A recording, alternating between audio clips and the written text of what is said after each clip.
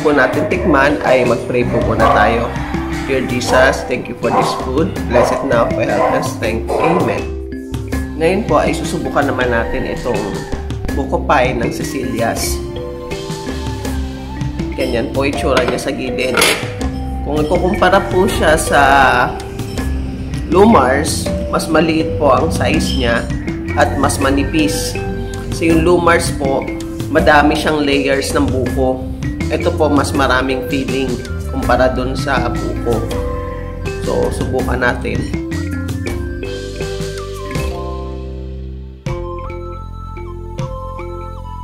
Dahil po nga, mas marami siyang filling kumpara sa buko, mas matamis siya.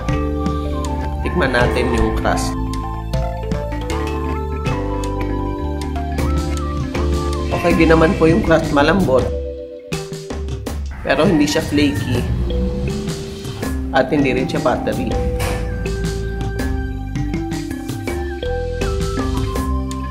Kung ikukumpara ko po nga siya sa Lumars, slightly sweeter siya. Tapos yung dough niya, hindi flaky at hindi rin buttery. Tapos yung buko niya, mas konti yung buko niya kaysa sa Lumars. Sa size naman po, mas malaki yung Lumars kumpara dito, tsaka mas makapal. So yun po yung naging comparison ko between Lumars at tsaka Cecilia's buko pie. Sana po ay nagustuhan nyo ang ating video for today.